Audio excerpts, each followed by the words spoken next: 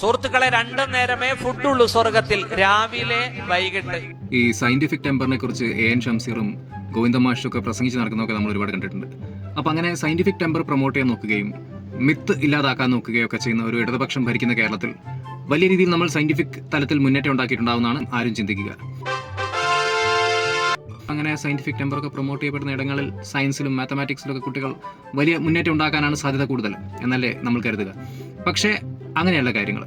ഒരു സർവേ പ്രകാരം നമ്മുടെ കേരളത്തിലെ സർക്കാർ സ്കൂളുകളിൽ പഠിക്കുന്ന 3ാം ക്ലാസ്സിലെ വിദ്യാർത്ഥികളിൽ വെറും 32% കുട്ടികൾക്കാണ് മര്യാദയ്ക്ക് കൂട്ടാനും കുറയ്ക്കാനും അറിയുക.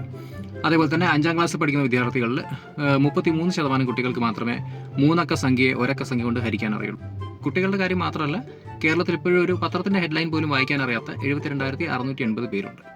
അങ്ങനെയൊക്കെ ആണെങ്കിലും നമ്മൾ മുന്നേറ്റം ഉണ്ടാക്കിയ പല മേഖലകളും ഉണ്ട്. ഇപ്പോൾ ഉദാഹരണത്തിന് പറയുകയാണെങ്കിൽ 5 ഗ്രാമിൽ താഴെ കഞ്ചാവ് ഉപയോഗിച്ചാൽ തെറ്റില്ല എന്ന് വിചാരിക്കുന്ന ആളുകളുടെ എണ്ണം കൂടിയിട്ടുണ്ട്. 2026 വീണ്ടും പിണറായി സർക്കാർ വരും, എന്നിട്ട് വീണ്ടും എല്ലാം ശരിയാക്കും എന്ന് വിശ്വസിക്കുന്നവരുടെ എണ്ണം കൂടിയിട്ടുണ്ട്. ഓൺലൈൻ തട്ടിപ്പുകൾക്ക് ഇരയാവുന്നവരുടെ എണ്ണവും വർദ്ധിച്ചിട്ടുണ്ട്. പണ്ടത്തെ പോലെ തന്നെ ഇപ്പോഴും സ്വർഗത്തിൽ എത്തിക്കഴിഞ്ഞാൽ 72 ഹൂറികളെ തന്നെ കിട്ടുമോ എന്ന കാര്യത്തിൽ സംശയമുള്ള യുവാക്കളുടെ എണ്ണം കൂടി വരുന്നുണ്ട്. സ്വർഗത്തിലെ ബെഡ്റൂമുകൾക്ക് 120 ചതുരശ്ര കിലോമീറ്റർ ചുറ്റളവുണ്ട് എന്ന് ചില മതപണ്ഡിതന്മാർ പറയുന്നതിനെ അങ്ങ് വിശ്വസിക്കാൻ ബുദ്ധിമുട്ടുള്ള, 120 അല്ല അത് 100 അല്ലെങ്കിൽ അതിൽ താഴെയാണ് എന്ന് വിശ്വസിക്കുന്നവരുടെ എണ്ണവും കൂടി വരുന്നുണ്ട്. അപ്പോൾ അങ്ങനെ വളർന്നു വരുന്ന ഒരു സയന്റിഫിക് ടെമ്പർ ഉള്ള ഒരു സമൂഹത്തിൽ നമുക്ക് ഏറ്റവും കൂടുതൽ ഒരു പക്ഷേ പറയാൻ ആഗ്രഹം ഉണ്ടാവുക സ്വർഗത്തിൽ എത്ര നേരം ഫുഡ് കിട്ടും എന്ന കാര്യമായിരിക്കും. അപ്പോൾ അതിനെക്കുറിച്ചാണ് ഈ മൗലവി വളരെ വൃത്തിയായിട്ട് കാര്യം പറയുന്നുണ്ട്. ഇതൊന്ന് കണ്ടു നോക്കൂ. സ്വർഗത്തിൽ രണ്ടു നേരമേ ശാപ്പാടുള്ളൂ. രണ്ടു നേരമാണ് സ്വർഗത്തിലെ ഫുഡ്. വലഹും റിസ്ഖുഹും ഫീഹാ, അവർക്ക് ആ സ്വർഗത്തിൽ അവരുടെ ഭക്ഷണമുണ്ട്.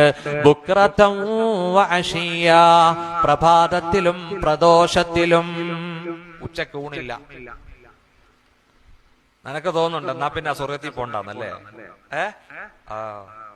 സുഹൃത്തുക്കളെ, രണ്ടു നേരമേ ഫുഡുള്ളൂ സ്വർഗത്തിൽ, രാവിലെ വൈകിട്ട്.